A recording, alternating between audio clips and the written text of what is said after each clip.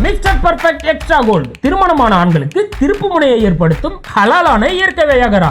60,000க்கும் மேற்பட்ட திருப்திகரமான வாடிக்கையாளர்கள், 500க்கும் மேற்பட்ட வாடிக்கையாளர்களுக்கு குழந்தை வரமும் கிடைத்துள்ளது. வயதான பலகினமா, சுகர் பலகினமா, இனி கவலை வேண்டாம். உங்கள் இல்லறம் நல்லறமாக அமைய உடனே ஆர்டர் செய்யுங்கள். மேலும் விவரங்களுக்கு கீழுள்ள எண்ணை அணுகுங்கள்.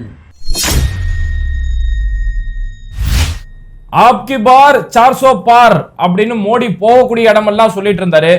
இன்னைக்கு அதுக்கான வேலைகளை ஆரம்பிச்சுட்டு இருக்காங்க. அதாவது தேர்தலே வரதுக்கு முன்னாடி, மக்களை போய் சந்திக்கிறதுக்கு முன்னாடி, மக்கள் வந்து ஓட்டு போடுறதுக்கு முன்னாடியே பாஜக ஜெயிச்சிட்டாங்க அப்படின்னு சொல்லக்கூடிய முழு சர்வாதிகாரத்துக்கான அறிவிப்பை இப்ப அறிவிச்சுக்கிட்டு இருக்காங்க. குஜராத்துடைய முக்கியமான நகரா இருக்கக்கூடிய சூரத், இந்த சூரத்துல பாஜகவை எதிர்த்து போட்டியிடுறதுக்கு எதிர் போட்டியாளர்கள் யாருமே கிடையாது.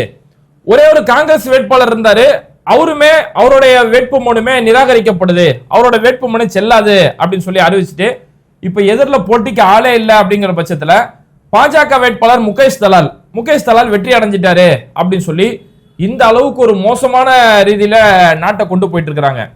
இப்ப இந்த வெற்றி வந்ததுக்கு பிறகு குஜராத்துடைய பாஜக மாநில தலைவராக இருக்கக்கூடிய CR பாட்டீல் அவர் இப்ப என்ன சொல்றாருன்னா, மோடியோட வெற்றிக்காக முதல் தாமரையை நாங்க பரிசா கொடுக்கிறோம் அப்படின்னு சொல்லி அறிவிச்சிருக்கிறாரு. சமீபத்துல சண்டிகர்ல நடந்த தேர்தலையாச்சும் ஒரு கேமராவுக்கு முன்னாடி அந்த தேர்தல் அதிகாரி உட்காந்து காங்கிரஸ் சீட்டு, ஆம் ஆத்மியோட சீட்டு எல்லாம் எக்ஸ் போட்டுட்டு இருந்தாரு. அது கேமரா முன்னாடி நடந்தது. இன்னைக்கு ஆஃப் த கேமராவுக்கு பின்னாடி பல வகையான சூழ்ச்சிகள் இந்த இடத்துல நடந்திருக்கு. இப்போ இங்க என்ன நடந்துச்சு அப்படின்னா, இந்த பாஜக வேட்பாளர், காங்கிரஸ் வேட்பாளர், இவங்களை தவிர்த்து களத்துல 9 போட்டியாளர்கள் இருந்தாங்க, 9 வேட்பாளர்கள் இருந்தாங்க. அந்த 9 பேர்ல பகுஜன் சமாஜ் வேட்பாளர் பியாரிலால் அவர் உட்பட மொத்தம் 9 பேர். இந்த 9 பேர்ல 8 பேர் திடீர்னு வந்துட்டு நாங்க தேர்தலில் போட்டியிடல அப்படின்னு சொல்லி அறிவிக்கிறாங்க. அதாவது வேட்புமனு தாக்கல் செய்யறதுக்கான கடைசி தேதி ஏப்ரல் 19ஆம் தேதி கடைசி தேதி. நேத்து ஏப்ரல் 22ஆம் தேதி இந்த வேட்புமனுவை கடைசி சரிபார்க்கக்கூடிய லாஸ்ட் டேட் ஏப்ரல் 22. நேத்து திடீர்னு வந்து இந்த மற்ற வேட்பாளர்கள் 8 வேட்பாளர்கள் சுயேட்சையா நிற்கக்கூடிய எல்லாரும் வந்து இல்லங்க நாங்க இந்த தேர்தலில் போட்டியிடல அப்படின்னு சொல்லி எல்லாம் சொல்லி வச்ச மாதிரி 8 பேர் வந்து வாபஸ் வாங்குறாங்க. இப்படி வாங்கக்கூடிய நேரத்தில் கடைசியில தேர்தல் அதிகாரிகள் என்ன பண்றாங்கன்னா, காங்கிரஸ் வேட்பாளருடைய வேட்புமனு வந்து செல்லாது, அது நிராகரிக்கப்படுது அப்படிங்கிறாரு. என்ன காரணத்தால் நிராகரிக்கிறீங்க அப்படின்னு கேட்கும்போது, இவருக்கு வந்து ஒரு 3 சாட்சிகள் வந்து இப்போ வந்துட்டு இது எங்களுடைய சாட்சி கையெழுத்து இல்ல, அதுல போடப்பட்டிருக்கக்கூடிய சாட்சி கையெழுத்து அது நாங்க கிடையாது அப்படின்னு சொல்லி வந்து சொல்றாங்க. இதுல ஒரு கொடுமை என்ன தெரியுமா, இந்த 3 பேர் நான் அது எங்களோட சாட்சி கையெழுத்து இல்லைன்னு சொல்றாங்கல்ல, அவர் அந்த காங்கிரஸ் வேட்பாளருடைய சொந்தக்காரவங்க. டோட்டலா 5 சாட்சிகள் அந்த இடத்துல 5 பேர் முன்மொழிஞ்சாங்க. இந்த 5 பேர்ல அவர் 3 பேரை தங்களுடைய சொந்தக்காரரா அங்க நியமிச்சாரு. காங்கிரஸ் வேட்பாளர் நிலேஷ் கும்பானி, அவருடைய 3 பேர், அந்த 3 உறவினர்கள் யாருன்னு பார்த்தோம்னா, ஒருத்தர் ஜெகதேஷ் சவாலியா, அவருடைய சொந்த மருமகன். 2வது துருவின் தமோலியா, இவர் வந்து அவருடைய தம்பி மகன். 3வது ரமேஷ் போலாரா, இவர் அவருடைய பிசினஸ் பார்ட்னர். இந்த 3 பேரை தான் சாட்சியா வச்சு, கட்சியில இருந்து 2 பேர், இந்த சொந்தக்காரங்கள இருந்து 3 பேரை வச்சு மொத்தம் 5 பேர் சாட்சி கையெழுத்தா போட்டாரு. இதுல இந்த 3 பேர் திடீர்னு வந்துட்டு அது எங்க சாட்சி கையெழுத்து இல்லைங்க, நாங்க போடல அப்படின்னு சொல்லிட்டு சொன்னது மட்டும் இல்லாம அடுத்து அந்த 3 பேர் எங்க போனாங்கன்னு தெரியல, ஆள் தலைமறைவு. இப்படி அப்போ உங்களுக்கு சாட்சி போட்ட அந்த 3 பேருமே அது எங்க கையெழுத்து இல்லைன்னு சொல்லிட்டாங்க. இன்னைக்கு அதுக்கு விளக்கம் சொல்லலாம்னு சொல்லி அவங்களை கூப்பிட்டாலும் அவங்க எங்க இருக்காங்கன்னு தெரியல, போன் பண்ணா ஆள் எங்க இருக்காங்கன்னு தெரியல. அப்போ அதுக்கான உங்களுக்கு சாட்சி போட்ட நபர்களே இன்னைக்கு வரல அப்படிங்கும் போது உங்களுடைய வேட்புமனு நிராகரிக்கப்படுது அப்படின்னு சொல்லி அவரு நிலேஷ் கும்பானியோட வேட்புமனு நிராகரிக்கப்பட்டுருச்சு. எப்பவுமே இதனாலதான் ஒவ்வொரு கட்சியிலுமே சப்ஸ்டியூட்டா ஒருத்தர் வச்சிருப்பாங்க, ஒரு டம்மி வேட்பாளர் சொல்லி வச்சிருப்பாங்க. அவருக்கு ஏதாவது ஒரு நிராகரிக்கப்படுது, ஏதாவது பிரச்சனைனா டக்குனு இவரை களத்துல இறக்கலாம் அப்படின்னு சொல்லிட்டு. அந்த மாதிரி காங்கிரஸ் சார்பில் சுரேஷ் பட்சலா அப்படின்னு சொல்லக்கூடிய ஒரு நபரை ரெடியா வச்சிருந்தாங்க. அவருடைய மனு கொடுக்கும்போது இந்த மனு நிராகரிக்கப்படுது அப்படின்னு சொல்லி சொல்றாங்க. இந்த மனுவை எங்க நிராகரிக்கிறீங்க அப்படின்னு சொல்லும் போது, உங்களை இந்த வேட்பாளரை முன்மொழியக்கூடிய சில சாட்சிகள்ல ஒருத்தருடைய அஃபிடவிட் வந்து போலியான அஃபிடவிட்டா இருக்குது, அவரை கூப்பிட்டு இந்த அஃபிடவிட்டுக்கான விளக்கம் சொல்லுங்க அப்படின்னு சொல்லி தேர்தல் அதிகாரி கேட்கிறாரு. அந்த முன்மொழிய சாட்சி சொன்ன அந்த நபர், போலியான அஃபிடவிட் கொடுக்கப்பட்டதுன்னு சொல்றாங்கல்ல, அந்த சாட்சி சொல்லக்கூடிய நபர் அவருமே காணா, அவரு தலைமறைவு. அப்ப இப்படி எல்லாம் இருக்கும்போது காங்கிரஸ் வேட்பாளர்களுக்கு அவங்க பக்கம் எதுவுமே இல்ல அப்படிங்கிற பட்சத்துல காங்கிரஸ் உடைய வேட்புமனு நிராகரிக்கப்படுது அப்படின்னு சொல்றாங்க. இப்ப ஆல்ரெடி 8 பேர் அங்க சுயேட்சையா இருக்கக்கூடிய 8 பேர் பேக் வாங்கி வாபஸ் வாங்கி போயிட்டாங்க. காங்கிரஸ் உடைய வேட்புமனு இங்க நிராகரிக்கப்பட்டுருச்சு. மீதி பேலன்ஸ் இருக்கிறது பிஜேபியோட வேட்பாளர், அதுக்கு அடுத்து பகுஜன் சமாஜோட வேட்பாளர் பியாரிலால், இவங்க மட்டும் தான் இப்ப களத்துல இருக்கிறாங்க. திடீர்னு வந்து இப்போ இந்த இடத்துல என்ன நடந்துச்சுன்னா, இப்போ மற்ற கட்சிகள் இருக்கிறாங்களா, ஆம் ஆத்மி மாதிரியான கட்சிகள் என்ன செய்யறாங்கன்னா, சரி வேற வழி இல்ல, நம்ம பகுஜன் சமாஜுக்கு இந்த இடத்துல ஆதரவு கொடுத்துடலாம், அந்த ஒரு தொகுதியில மட்டும் பகுஜன் சமாஜுக்கு ஆதரவு கொடுத்துடலாம், ஏன்னா பிஜேபி எதிர்த்து அவர் தான் நிக்கிறாரு அப்படின்ற பட்சத்துல இப்படியாப்பட்ட முடிவெல்லாம் எடுக்கிறதுக்கு போயிட்டு இருந்தாங்க. இப்படி இருக்கும்போது பார்த்தா திடீர்னு பகுஜன் சமாஜ் வேட்பாளர் பியாரிலால் திடீர்னு வந்து நானும் வாபஸ் வாங்கிடுறேன் அப்படின்னு சொல்லி அவருமே வந்து வாபஸ் வாங்கிட்டாரு. அப்ப சொல்லி வச்ச மாதிரி எல்லாருமே வாபஸ் வாங்கினதால எதிர்த்து நிக்க, பாஜகவை எதிர்த்து நிக்க இங்க போட்டியாளர்கள் இல்ல அப்படின்ற பட்சத்துல தேர்தல் அதிகாரிகள் சார்பிலையும் அந்த உள்ளூர் கலெக்டர் சார்பிலையுமே வந்து இந்த பாஜக வேட்பாளர் முகேஷ் தலால் இவரு வெற்றி அடைஞ்சிட்டாரு, நாடாளுமன்ற தேர்தல்ல உன்ன தேர்தலே நடக்காம, உன்ன மக்களை சந்திச்சு வாக்கு சேகரிக்காம, உன்ன மக்கள் ஓட்டே போடாம பாஜக வேட்பாளர் முகேஷ் தலால் வெற்றி அடைஞ்சிட்டாரு அப்படின்னு சொல்லி முதல் வெற்றிக்கான அறிவிப்பு அங்க கொடுத்துட்டாங்க. முழு சர்வாதிகாரம்னா என்னன்றத இந்த இடத்துல கண்ணெதிர நாட்டு முன்னாடி காட்டிக்கிட்டு இருக்காங்க. இப்ப இந்த இடத்துல பின்னாடி என்ன நடந்துருச்சு, இதுக்கு பின்னாடி என்னெல்லாம் விவரங்கள் இருக்கு அப்படின்னு சொல்றத இந்தியில இருக்கக்கூடிய பிரபல பத்திரிகையாளர் இருக்கக்கூடிய தைனிஷ் பாஸ்கர் அவர் இது சம்பந்தமான முழு விவரங்கள் சொல்றாரு. இந்த இடத்துல பாஜக வந்து திட்டமிட்டு அவங்களோட வெற்றியை முன்னாடியே அவங்க தீர்மானிக்கிறதுக்கான எல்லா வேலைகளுமே செஞ்சிருக்காங்க. அதனாலதான் அங்க வேட்பாளர் நியமிக்கிறதுல இருந்து அவங்க அவங்களுக்கான வேலையை ஆரம்பிச்சிட்டாங்கன்னு சொல்லி சொல்றாரு. ஏன்னா இந்த சூரத் தொகுதி அப்படிங்கிறது பாஜக மேல மக்கள் பெரிய அளவுல அதிருப்தி கொண்டிருக்கக்கூடிய ஒரு தொகுதி. சூரத்துங்கிறது இன்னைக்கு ஜவுளி வியாபாரத்தோட முக்கியமான ஒரு இடம். இதுல இருந்து நம்ம பார்த்தோம்னா 2019 இதே சூரத் தொகுதியில பாஜக மேல பெரிய அளவுல ஒரு அதிருப்தி ஏற்பட்டுச்சு. ஏன்னா அந்த டைம்ல ஜிஎஸ்டி கொண்டு வந்த டைம் அங்க இருக்கக்கூடிய துணிக்கடை வியாபாரிகள் பெரிய அளவுல அதிருப்தி இருக்கும்போது தான் அமித்ஷா திடீர்னு ஒரு அறிவிப்பு கொடுத்தாரு. துணி விஷயத்துல டெக்ஸ்டைல் இண்டஸ்ட்ரியில ஜிஎஸ்டி திடீர்னு குறைக்கிறேன்னு சொல்லி தேர்தல் நேரத்தில் குறைக்கக்கூடிய அறிவிப்பு கொடுத்தாங்க. இப்ப இந்த டைம்லயுமே பார்த்தோம்னா அங்க இருக்கக்கூடிய சிறு குறு தொழிலாளர்கள், குறிப்பா எம்எஸ்எம்இ அமைப்பை சேர்ந்த சிறு குறு தொழிலாளர்கள் எல்லாருமே பாஜக மேல இப்ப கடுமையான ஒரு அதிருப்தியில இருக்கிறாங்க. தேர்தலில் நின்று ஜெயிச்சா சூரத்துல பாஜக ஜெயிக்கிறதுக்கு சாத்தியமே இல்லை. அப்ப இப்படி தேர்தலை சந்திக்கக்கூடிய நேரத்துல ஒரு கருத்து கணிப்பு வரும், தேர்தலுக்கு முந்தைய கருத்து கணிப்புன்னு வரும். அப்போ பாஜகவுடைய முக்கியமான ஒரு இடம் சூரத், இந்தியாவுடைய 5வது பிரதமர் மொரார்ஜி தேசாய் அவரு நின்று ஜெயிச்ச இடம். அப்ப இந்த முக்கியமான இடத்திலேயே பாஜக தோல்வி அப்படின்னு ஒரு கருத்து கணிப்பு வந்துருச்சுன்னா டோட்டல் குஜராத்துமே உங்களுக்கு வாஷ் அவுட். ஏன்னா குஜராத்ல இப்ப பல சாதிய சமூகங்கள் பாஜகவுக்கு எதிராக நிக்கிறாங்க. ராஜ்புத் சமூகம், ஒட்டுமொத்த சமூகமே லட்சக்கணக்கில் திரண்டு போராட்டம் பண்றாங்க. அப்ப இப்படி எல்லாம் இருக்கும்போது இது குஜராத் முழுக்க ஒரு பிரதிபலிப்பை உண்டாக்கிறோம், குஜராத் கோட்டை கையை விட்டு போயிடும் அப்படிங்கறதாலதான் இப்படி ஒரு செட்டிங் இவங்க பண்றாங்க. இந்த செட்டிங் அவங்க வேட்பாளர் தேர்வு செய்யறதுல ஆரம்பிச்சாங்க அப்படின்னு சொல்லி அவர் குறிப்பிட்டாரு. ஆல்ரெடி இந்த இடத்துல வந்து தர்ஷனா ஜர்தோஷ் அப்படின்னு சொல்லக்கூடிய ஒரு பாஜக எம்பி, 3 முறை எம்பியா இருக்கக்கூடிய நபர், ரயில்வே துறை ஜவுளித்துறையில இணை அமைச்சர் பொறுப்புல இருக்கக்கூடிய இந்த தர்ஷனா, இந்த எம்பி தான் இந்த இடத்துல சிட்டிங் எம்பி. ஆனா அவருக்கு இந்த தடவை சீட்டு கொடுக்காம இந்த நபர் இவருக்கு முகேஷ் தலாலுக்கு இந்த தடவை சீட்டு கொடுக்குறாங்க.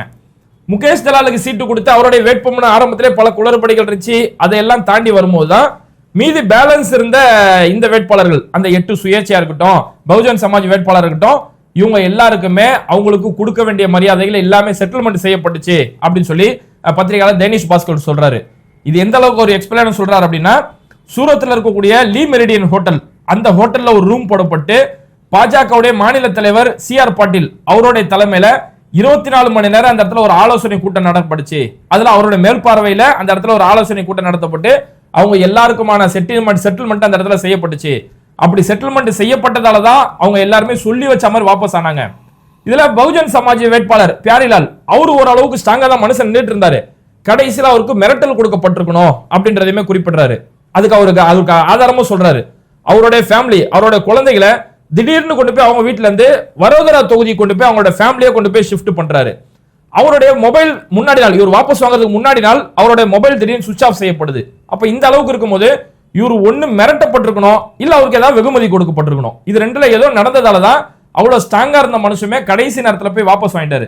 இது பகுஜன் சமாஜோட தலைமையை ஆச்சரியப்படுறாங்க. ஏன் அவர் வாபஸ் வாங்கினாருன்னு தெரியலையேன்னு சொல்லி தலைமையை ஆச்சரியப்படக்கூடிய அளவுக்கு அந்த லீ மெரிடியன் ஹோட்டல்ல இதுக்காக ஒரு ரூம் போட்டு அந்த வேட்பாளர் எல்லாருக்குமே அவங்களுக்கு கொடுக்க வேண்டிய எல்லா செட்டில்மெண்ட்டுமே கொடுக்கப்பட்டுச்சு அப்படின்னு சொல்லி அந்த பத்திரிகையாளர் குறிப்பிட்டாரு. அவர் கூடுதலா ஒரு விஷயம் என்ன செய்யறாருன்னா, இந்த காங்கிரஸ் வேட்பாளரோட வேட்புமனு செல்லாதுன்னு சொன்னாங்கல்ல, அவருமே மிரட்டி இருக்கிறாங்க அப்படின்னு சொல்றாரு. அதனாலதான் அவர் வந்து, அதாவது கட்சிக்காரங்களை கூட நம்ம சொந்தக்காரங்களை நம்ப வச்சு சாட்சி கையெழுத்து போட்ட நபர், அந்த சொந்தக்காரங்க கடைசி நேரத்தில் வாபஸ் வாங்கிட்டு போறாங்கன்னா இவரையுமே மிரட்டி வச்சிருக்காங்க. இவர் வந்து ஆல்ரெடி, ஏன்னா அந்த 3 சாட்சி கையெழுத்துல ஒருத்தர் பிசினஸ் பார்ட்னர், அப்ப இவருக்கு இந்த வேட்பாளருக்கு ஆல்ரெடி பல பிசினஸ் இந்த இடத்துல இருக்குது. இந்த பிசினஸ்ல ஒன்னு இடி ரைடு மூலமாவோ இல்ல வேற ஏதாவது மூலமா மிரட்டப்பட்டிருக்கணும், இல்ல அவருக்கு ஏதோ பெரிய வெகுமதி கொடுக்கப்பட்டிருக்கணும். அதனாலதான் அவருடைய சொந்தக்காரங்க, மருமகன், தம்பி மகன், அவரோட பிசினஸ் பார்ட்னர் இவங்க எல்லாம் சொல்லி வச்ச மாதிரி என் கையெழுத்து இல்லன்னு சொல்லி சொன்னது மட்டும் இல்லாம தலைமறைவாகி போயிட்டாங்க.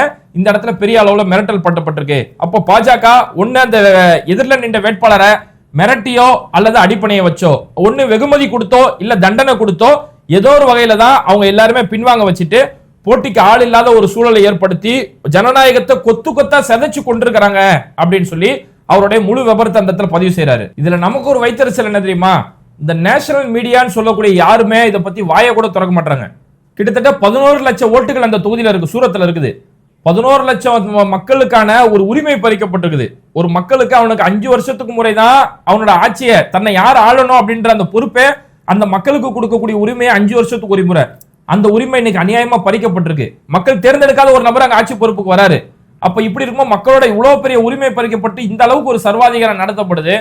இதை எதிர்த்து அந்த கோடி மீடியாக்கள் ஒருத்தவங்க கூட வாயை திறக்க மாட்டான். எல்லா எலும்பு துண்டுக்கு ஆசைப்பட்டு நிக்கிறவங்க ஒருத்தவங்க கூட இதை பத்தி வாயை திறக்காம எல்லாருமே இந்த செய்தியை போடும்போது எப்படின்னா, போட்டியின்றி பாஜக வெற்றி பெற்று விட்டது, பாஜக தனது முதல் வெற்றியை பதிவு செய்து விட்டது, எதிரில் உள்ள எல்லாரும் வாபஸ் வாங்கினதால இவர் முதல் வெற்றியாளர் அப்படின்னு சொல்லி இந்த வெற்றியை தான் சொல்றாங்களே தவிர இந்த வெற்றிக்கு பின்னாடி என்ன நடந்துச்சு?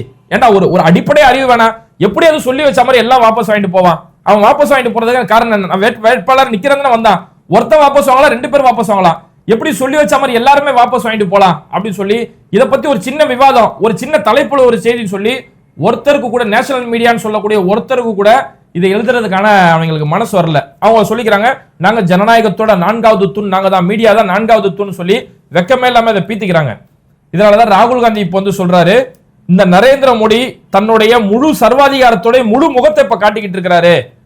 அம்பேத்கர் இந்த நாட்டுக்காக ஒரு அழகான அரசியல் சாசனத்தை கொடுத்திருக்கிறாரு. அந்த அரசியல் சாசனத்தை இன்னைக்கு நரேந்திர மோடி கொத்து கொத்தா சதைச்சுக்கிட்டு இருக்கிறாரு. அதனால இந்த தேர்தல் இது ஒரு சாதாரண தேர்தல் இல்ல, நம்ம நாட்டையும் நாட்டோடைய ஜனநாயகத்தையும் காப்பாற்ற வேண்டிய மிக முக்கியமான தேர்தல். மக்கள் நீங்க தான் சிந்திச்சு செயல்படணும் சொல்லி ராகுல் காந்தி அவருடைய கருத்தை சொல்லி இருக்கிறாரு. உண்மையிலே இது முக்கியமான தேர்தல் தான். இன்னும் ஒரு முறை பாஜக இங்க ஜெயிச்சிட்டாங்க அப்படின்னா இனி அடுத்து இங்க தேர்தலே நடக்காது. எப்படி இங்க மக்களே சந்திக்காம மக்கள் ஓட்டு போடாமலே அவங்க தான் வெற்றியாளர் தீர்மானிக்கிறாங்களோ, அதுக்கடுத்து இன்னொரு முறை பாஜக இங்க ஜெயிச்சாங்கன்னா இதை விட மோசமான சட்டம் எல்லாம் வரும். பாஜக என்ன சட்டம் கொண்டு வராங்களோ அதுதான் சட்டம், அவங்க என்ன திட்டமா சொல்றாங்களோ அதுதான் திட்டம், அவங்க எதை உணவா சொல்றாங்களோ அதை தான் நம்ம சாப்பிடணும், அவங்க எதை உடையா உடுத்த சொல்றாங்களோ அதை தான் நம்ம உடுத்தக்கூடிய நாட்டை வந்து முழு நாசப்பாதைக்கு கொண்டு போகிற ஒரு நிலைமை தான் வரும். அதனாலதான் இந்த தேர்தல் இது ஒரு சாதாரண தேர்தலே இல்ல, நாட்டோட ஜனநாயகத்தை நாட்டோட உரிமையை காப்பாற்றக்கூடிய ஒரு தேர்தல் இது. ஆனா இந்த இடத்துல வந்து இப்படி எல்லாம் செய்யும் போதுதான் மோடி வந்து முழுசா இந்த இடத்துல பயந்து இருக்கிறாரு அப்படிங்கறத நம்மளால புரிஞ்சுக்க முடியுது. ஏன்னா அவர்கிட்ட தேர்தல் பிரச்சாரத்துக்கு சொல்றதுக்கு வேற எந்த ஒரு கண்டென்ட்டுமே இல்லாதால முஸ்லிம்கள் மேல வெறுப்பை விதைச்சு தேர்தல் பிரச்சாரம் பண்றாரு. இன்னைக்கு எதிர் போட்டியாளர்களே இல்லாத அளவுக்கு தேர்தலை ஜெயிக்கிறாங்க அப்படின்னா மோடிக்கு இந்த இடத்துல முழுசா பயந்து போயிருக்கிறாரு. அந்த பயத்தோட வெளிப்பாடு தான் நாளுக்கு நாள் என்ன செய்யறதுன்னு தெரியாம முழிக்கிறாரு. இது எந்த அளவுக்கு பயன்றதை அவரோட கட்சிக்காரங்களே இன்னைக்கு புரிஞ்சு வச்சிருக்காங்க. பாஜகவுல மகாராஷ்டிராவுடைய வேட்பாளராக இருக்கக்கூடிய நவ்னித் ராணா இவங்க வந்து ஒரு முன்னாள் நடிகை, இன்னைக்கு பாஜகவுடைய வேட்பாளராக நிக்கிறாங்க. அவங்க மகாராஷ்டிராவில் ஒரு மீட்டிங்ல போய் பேசும்போது அந்த பாஜக தொண்டர்கள் சொல்றாங்க, தொண்டர்களே ஒண்ணு கவனிச்சுக்கோங்க, மோடி அலைன்னு சொல்றோமே அந்த அலையெல்லாம் ஒண்ணு கிடையாது, அந்த அலையெல்லாம் 2019 கடந்துச்சு, இன்னைக்கு அந்த அலை கிடையாது, நம்ம உழைச்சா மட்டும்தான் நம்ம வெற்றி அடைய முடியும். எப்படி ஒரு நகராட்சி உள்ளாட்சி தேர்தலில் வீடு வீடா போய் நம்ம உழைப்போமோ அந்த மாதிரி நம்ம உழைப்போம், மோடி அலைன்னு யாரோ உட்காந்துறீங்க அந்த அலைலாம் இப்ப கிடையாதுன்னு சொல்லி பாஜகவுடைய வேட்பாளர் இன்னைக்கு சொல்றாங்க. அந்த அளவுக்கு முழு பயம் இவங்களுக்கு தொத்திக்கிட்டதாலதான் இன்னைக்கு சர்வாதிகாரத்தை சட்டமாக்க பார்த்துக்கிட்டு இருக்காங்க. ஆனா இதெல்லாம் மக்கள் பார்த்துக்கிட்டு தானே இருக்கிறாங்க. இங்க நடக்கக்கூடிய ஒரு சூரத் தொகுதியிலே உங்களால ஜெயிச்சிடலாம், ஒரு இடத்துல அநியாயம் பண்ணிடலாம். இன்னும் அதே குஜராத்தில் இருக்கக்கூடிய மற்ற தொகுதிகள், நாடு முழுக்க இருக்கக்கூடிய மற்ற எல்லா மாநிலங்கள், இங்க இருக்கக்கூடிய எல்லா மக்களுமே பார்த்துக்கிட்டு தான் இருக்கிறாங்க. ஒரு கட்ட தேர்தல் மட்டும் தான் முடிஞ்சிருக்கு, இன்னும் 6 கட்ட தேர்தல் பாக்கி இருக்குது. அப்போ இது எல்லாமே பார்த்துருக்கக்கூடிய மக்கள் எல்லாம் தெளிவா பார்த்துட்டு இருக்காங்க, இந்த அராஜகத்தை பார்த்துட்டு இருக்காங்க. இந்த அராஜகம் மீண்டும் ஒரு முறை ஆட்சிக்கு வந்தா அந்த அராஜகம் நம்மளே நோக்கி திரும்பும் அப்படின்றத மக்கள் எல்லாத்தையும் பார்த்துட்டு இருக்காங்க. அதனால அதை பார்க்கக்கூடிய மக்கள் இந்த அராஜகத்துக்கு என்ன தண்டனை கொடுக்கறாங்கன்றத வெயிட் பண்ணி பார்க்கலாம்.